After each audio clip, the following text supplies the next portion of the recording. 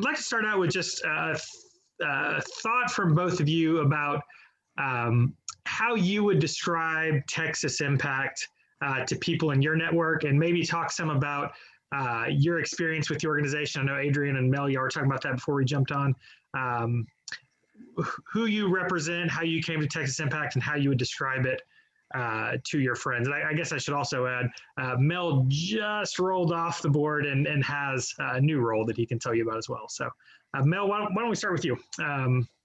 Your experience with Texas Impact and how you describe it to your friends.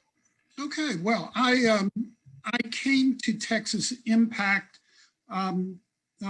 18 years ago, and I came through my position as the chair of the Board of Church and Society for the North Texas Conference United Methodist Church.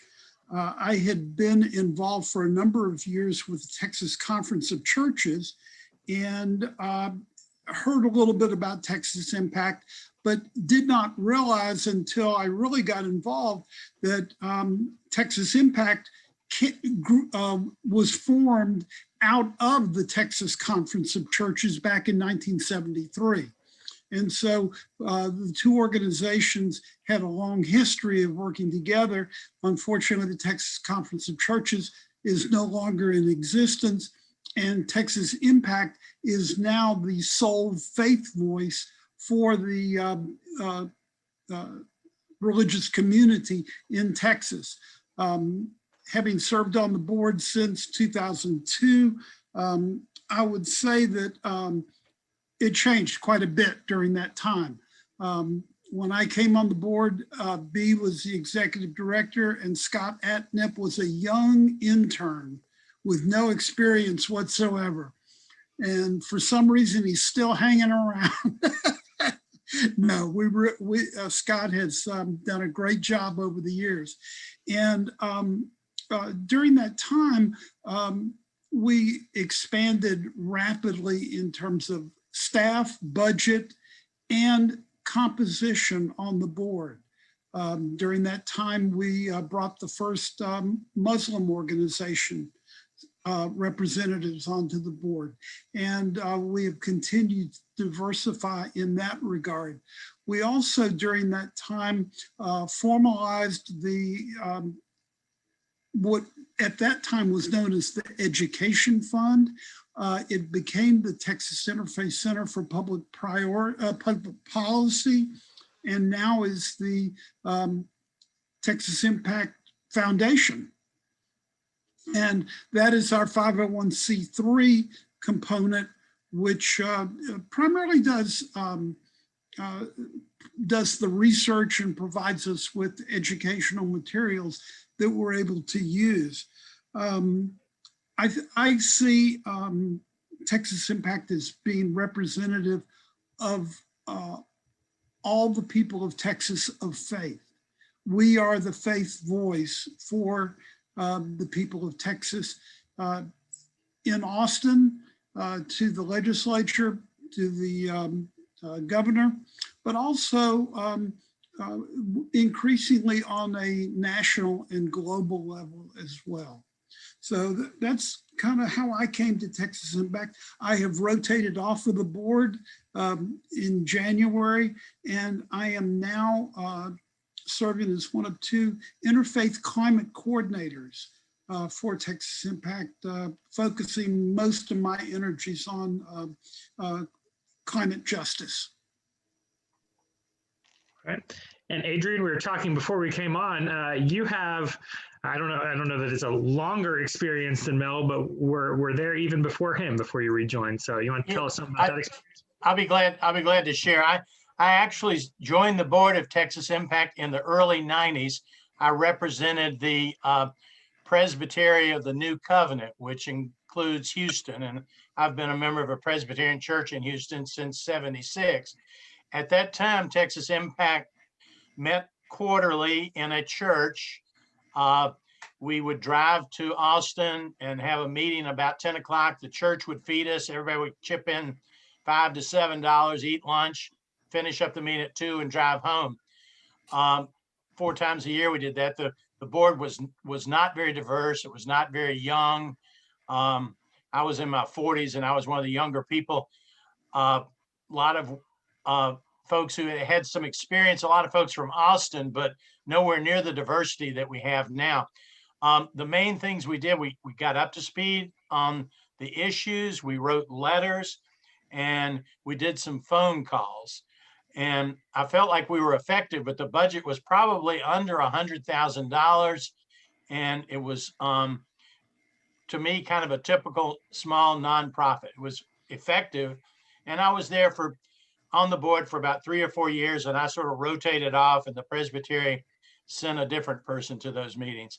And then for some curious reason, when I retired in 2015, B had met my son, and some of you know him, he's the director of public citizen in Austin, and he's a much more impressive young man than I am.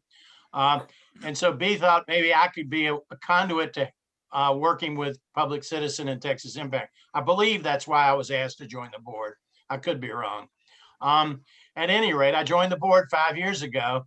And instead of having an executive director and an administrative assistant, they now have 8 full-time staff folks, the occasional intern, and other folks. It's a very powerful, very effective group with weekly witness every week. They did a program called Courts and Ports, which I attended and went down to the border twice and then once to Washington to visit with representatives. All of that was organized by Texas Impact.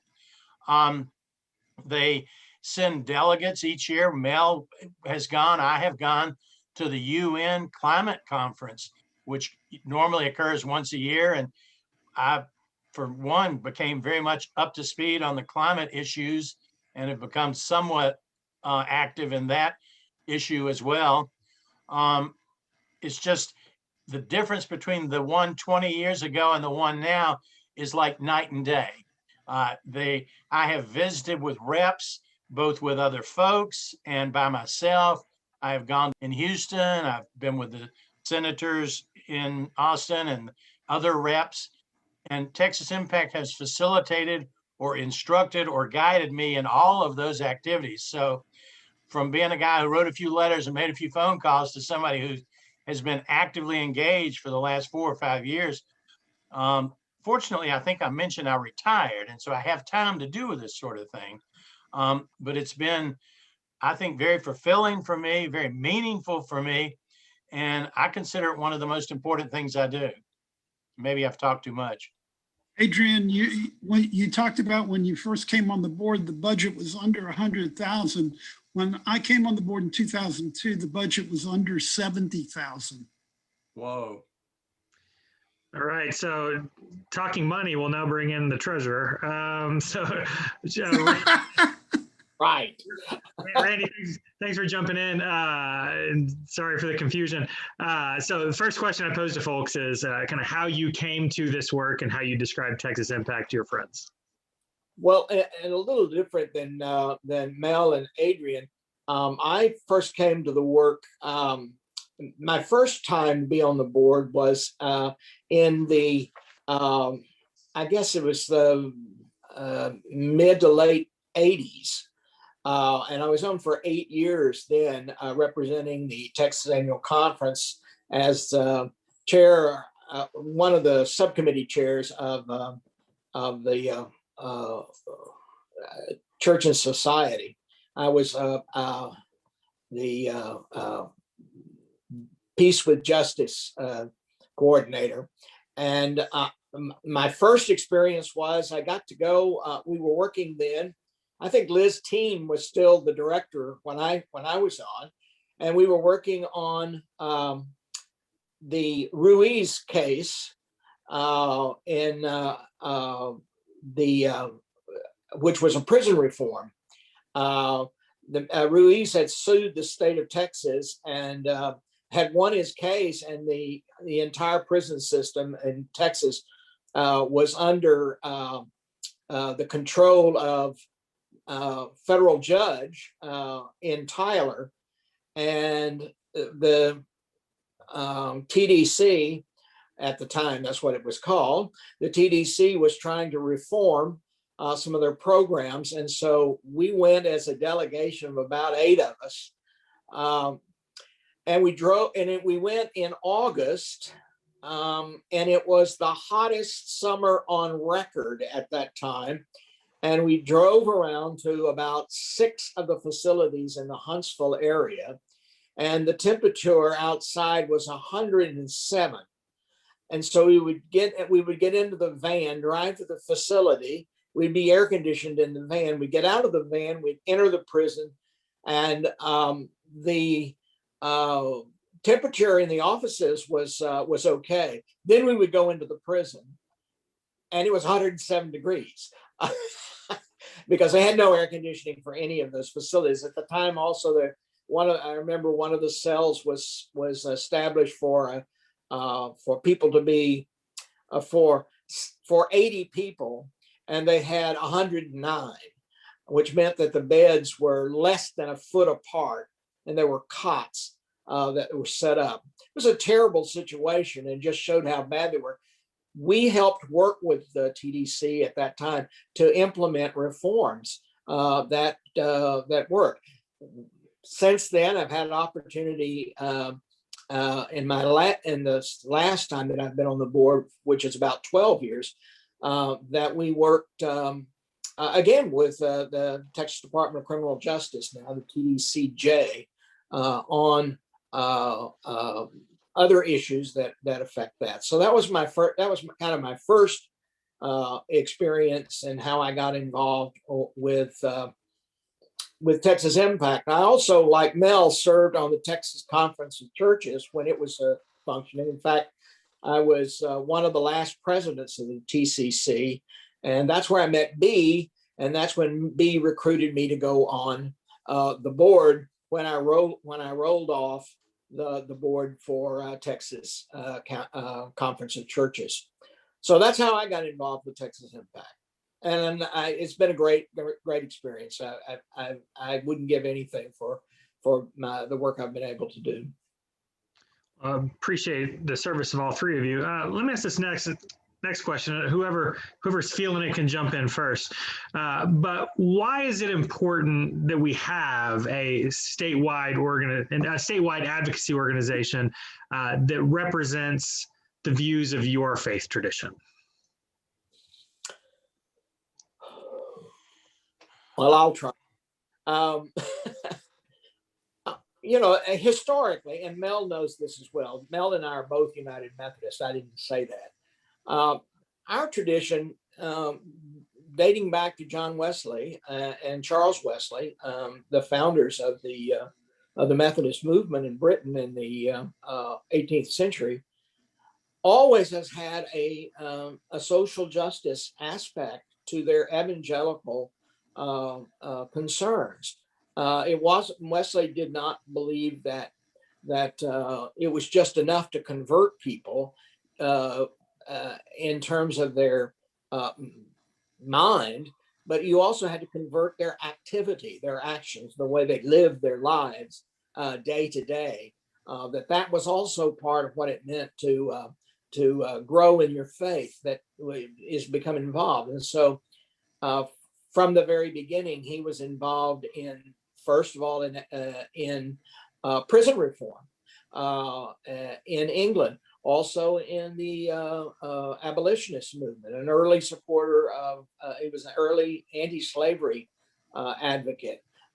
He wrote a book on medical care because the poor people had no access to medical care. And so he wrote a home remedy book that he provided remedies that had worked, some that he actually himself had tried, and others that he had reports from, in order to help people find ways to deal with their health. So we have this tradition from the very beginning.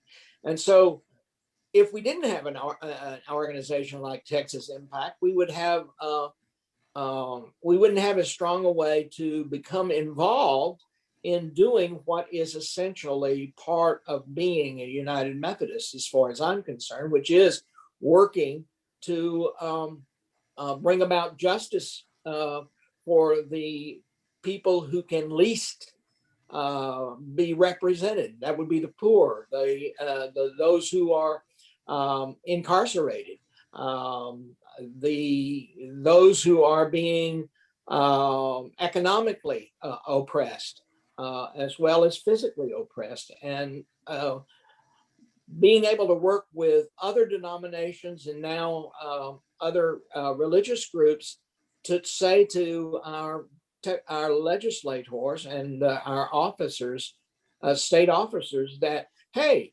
there's another way of doing things, and we have some ideas about how you could do this better.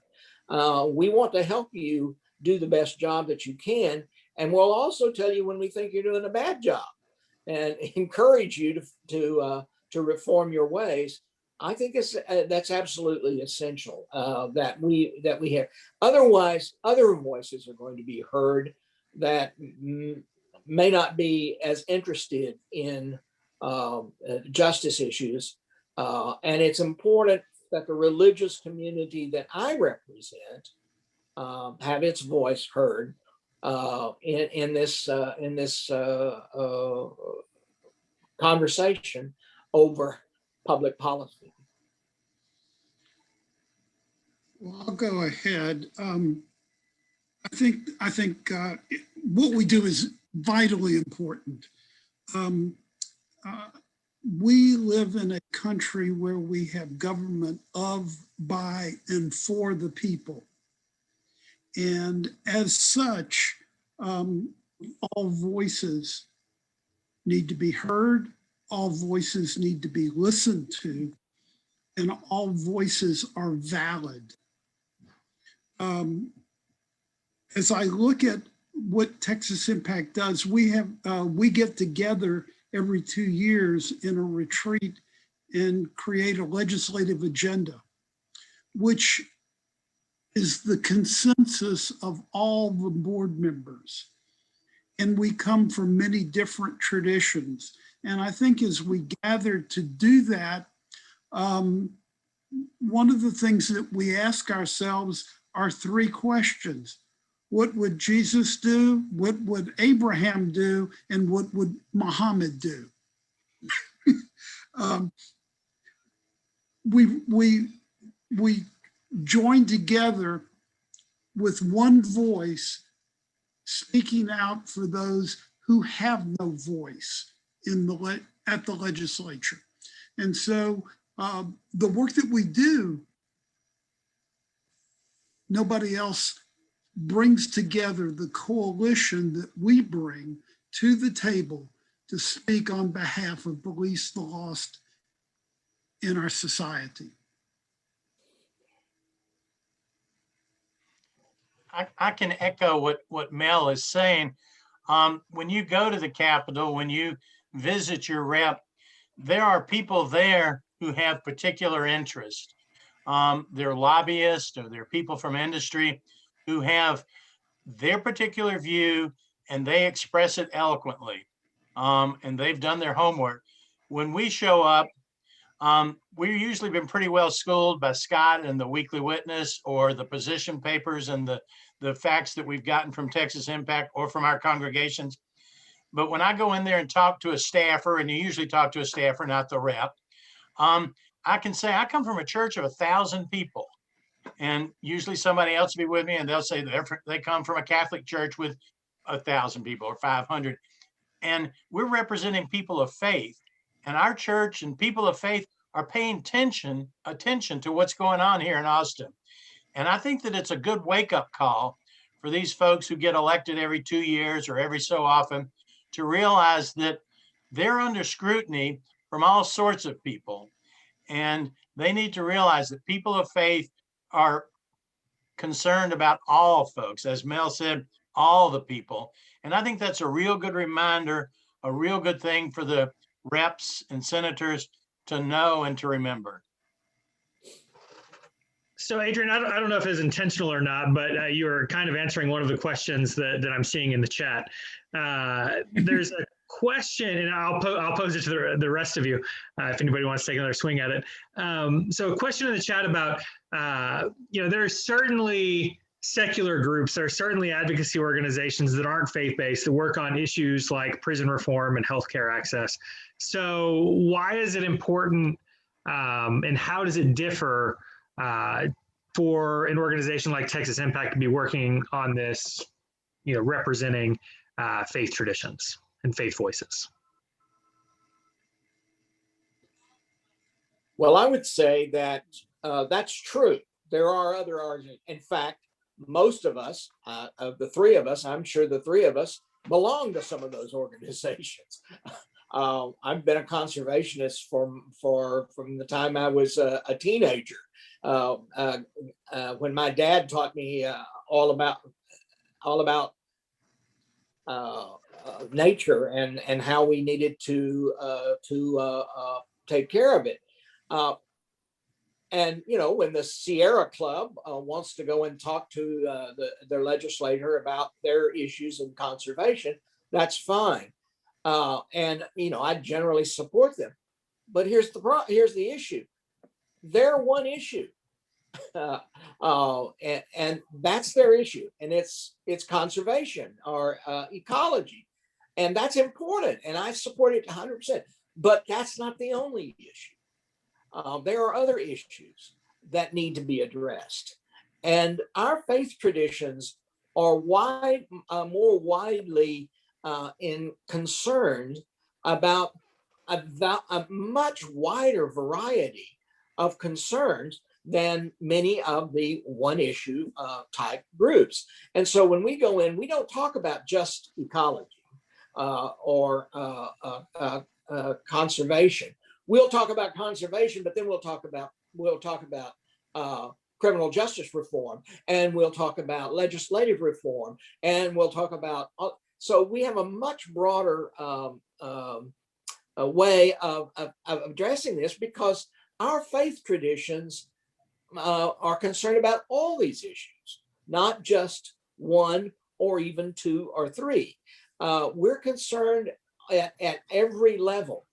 And therefore, we bring information to the table from the faith tradition to a variety of subjects, so that we can work with some legislators who may not be all that concerned about wearing face masks, but they are concerned about criminal justice reform. And so we can talk with them, we can work with them, and we can help advance issues there, even though we may differ with them on something else. That, I think, enables us to be far more flexible in how we develop relationships and how we can affect public policy, because we're looking at a variety of issues and not just one specifically. Can I jump in here for a minute? We usually know ahead of time which issue we're going to be visiting about. And I had 40 years of experience in the energy business. I purchased healthcare for the employees of my employer for over 35 years. I understand that that's a non-sustainable model. You can't have an increase in your healthcare of 12 to 14% every year. As a businessman, I understand that, and I can speak to that. One of the things that drives me crazy, and I've been talking about for the last 6 years, is the Medicaid expansion. We're leaving $5 billion a year on the table, federal money, which is our taxes. And as a fiscal conservative, and I am, we need to get that money down here. So I'm not only talking about faith, but I speak from some knowledge of some other things. And if we're talking about fiscal conservative, I can bring an auditor from my church, works for one of the major firms, Ernst & Young or what have you. If we're talking about something else, I could bring a school teacher or a college professor. Our churches are a resource full of people who have hands-on knowledge.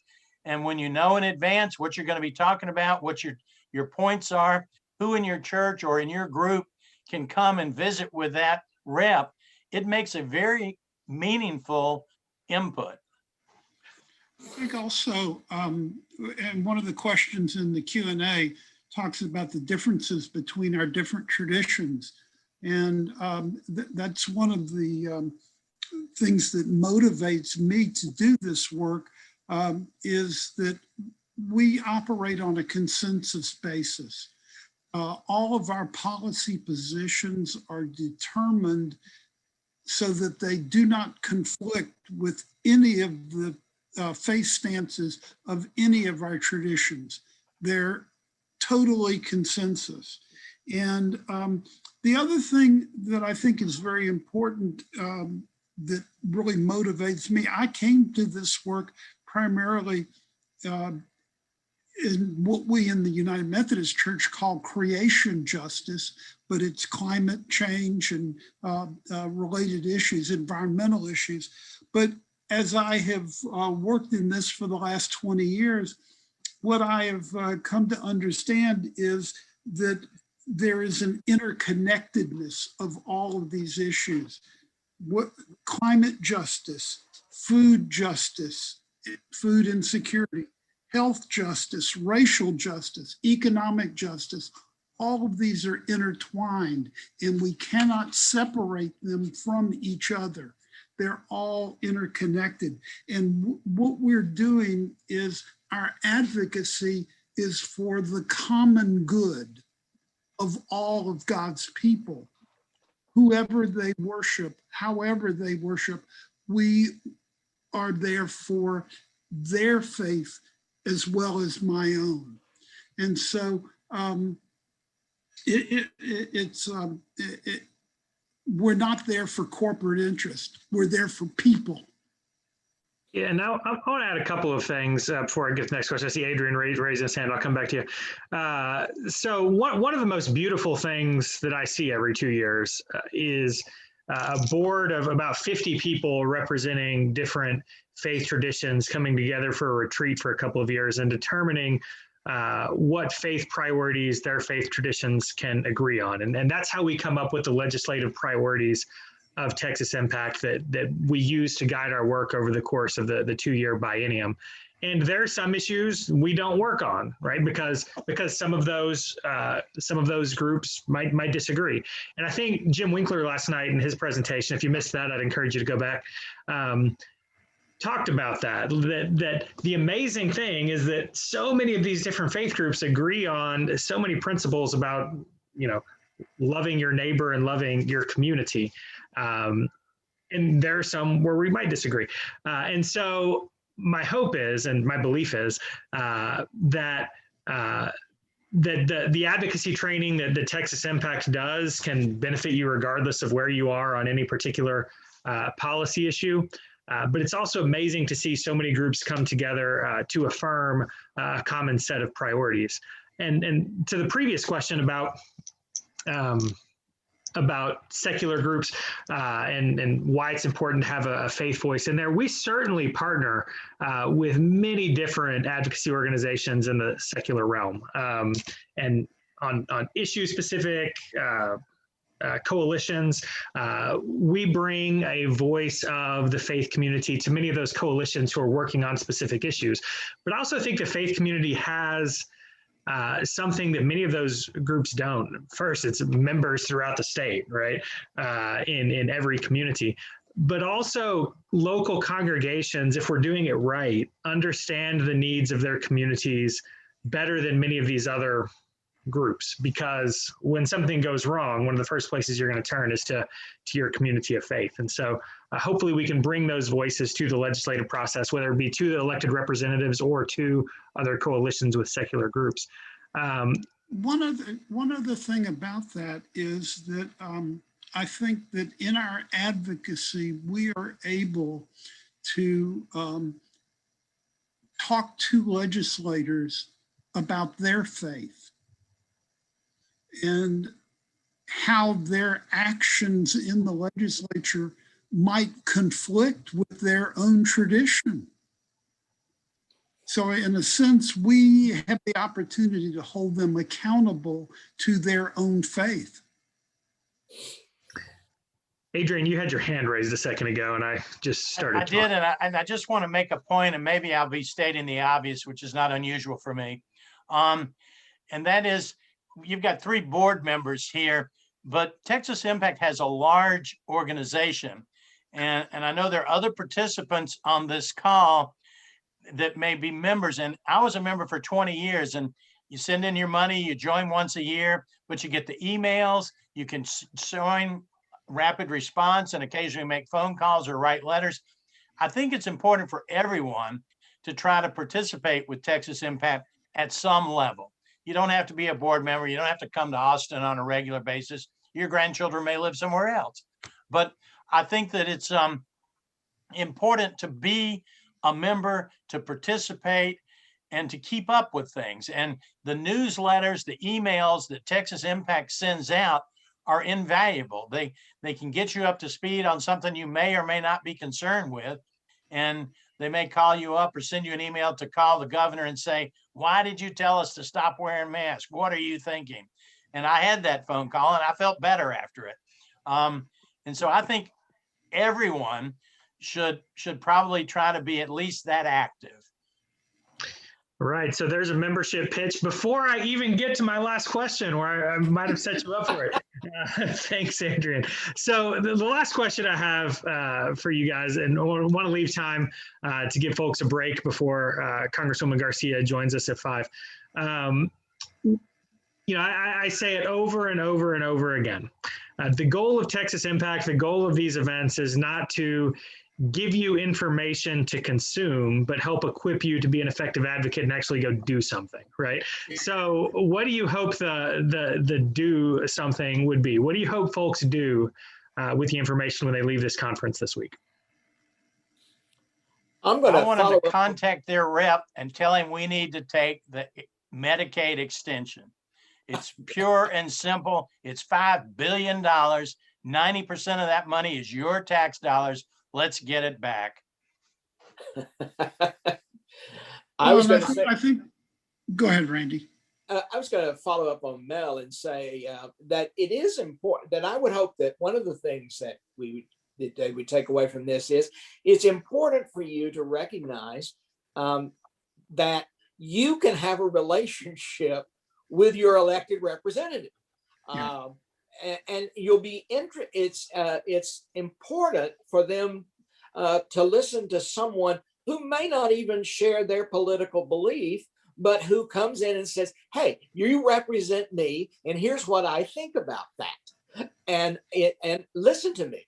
I'll give you an example. My representative that was my representative until this past election was someone I didn't vote for. But I went consistently to his office. I met with him. More than that, I developed a relationship with his chief of staff. And it turned out we had, I got to talking to him and discovered that he had grown up in one of the churches that I served. And we established that relationship. Then when I call and talk to him, he knows who I am. We have a relationship. And I can say to him, why did the representative do that? And he can say, as he had said to me, sometimes I talked to him about that, but he didn't ask me about that before he did it. And I wish he had. And we can have a relationship. I can say to him, well, please tell him that there are other people in his district who don't see his action as being helpful. And then you are having your voice being heard for some of the people that representative may not encounter on a regular basis. So it's very important for us to develop relationships with these persons, so that when we appear before committees, sometimes as we do, to testify, we can look at our senator or our representative on that and say, I'm glad to see you here. I'm one of your constituents, and I just want to thank you for this opportunity. Those things are important.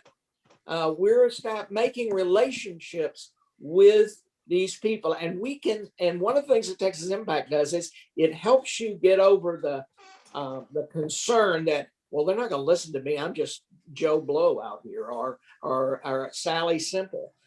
No, that's not true. they will listen to you if you establish those relationships. I think also, Randy, to piggyback on both what you and Adrian said, those relationships are so very important. And I remember a couple of years ago, I testified on to the Senate Select Committee on property tax reform. And in that testimony, which was supposed to last for 3 minutes, I took a tack that they had cut off other speakers before in saying that we needed to expand Medicaid because it was going to have a positive effect on reducing property taxes. And we ended up having a theological discussion that lasted close to 20 minutes.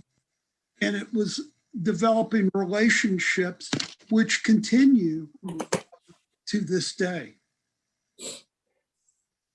So I really wish we could get to all of the questions that we have in the Q&A and chat. I did put my email address and our list of legislative priorities in the chat box and would welcome follow-up conversations about that. I'm going to leave you with a couple of very specific homework assignments. I'm the engagement director. That seems like what I should do before I close out, right? So as Adrian mentioned a couple of times, we do have a weekly podcast Mondays at noon called Weekly Witness, where we have a word from a Texas faith leader. We talk about an issue of the week and then have a legislative update and action alert every Monday at noon. That's available in our YouTube channel, which maybe somebody will post in the chat. We currently have 950 something people who have subscribed to that, and Crystal's going to throw us a pizza party if we get to 1,000. So help us have a pizza party and subscribe to the YouTube channel. You can also find Weekly Witness in your favorite podcast feed. Search for Texas Impact Weekly Witness. I'd also encourage you all, if you're interested in this kind of advocacy, to consider becoming a part of Texas Impact's rapid response team, so you can know when it's important to make telephone calls to your legislator, and consider joining a legislative engagement group to be paired up with other advocates in your House district to hold each other accountable, to build some great relationships and build a relationship with your legislative office. You can find information about the rapid response team and legislative engagement groups in the Texas Impact Action Center, which I just dropped in the chat. And I'm sure one of these board members is going to close us out one more time to tell us about why you should consider becoming a member of Texas Impact. Well, as the treasurer, as the treasurer of the organization, if you want this work to continue, if you think it's an important work, then we would like for you to become a member of Texas Impact. And not just you individually, but your congregation can become a member of Texas Impact. Your Sunday school class, or your Bible study group, or your Quran study group, or can become part of Texas Impact. And you can then, you'll get all the information that you need to get. But besides that, you'll also be able to help us maintain the kind of presence in Austin that enables us to have staff that are studying these issues and are bringing you this information, and from a faith community perspective. So I would encourage you to become an individual member, or encourage your congregation to become a member. Actually, on occasion, I've even paid for my congregation's membership so that they get the information that they need to get. So, that I would say to you, doing this work, we're working against people who have enormous budgets for lobbying, and we do it on a shoestring. But that shoestring needs to be supported and sustained. I would say also that we have members in every legislative district in the state. And so no matter where you live, there are like-minded people that you can band together with to do effective advocacy. And as I said a couple of weeks ago, in this new reality that we're living in, Zoom advocacy is the new paradigm. And it is going to continue long after the pandemic is over. And it is an effective way to communicate with legislators and their staff, and to develop meaningful relationships, as you were talking about, with those legislators, but especially with their staffers, because the staffers have tremendous influence on what gets to the legislators and how they process it. So make those connections, reach out, find other people that you can meet with. And that's what the legislative engagement groups are all about, as Scott was talking about. And I would encourage everybody to participate in those, because it's a very effective way of advocating on any number of issues. And whether it's on the state level or on the federal level, because we've been doing it in regards to climate on the federal level as well.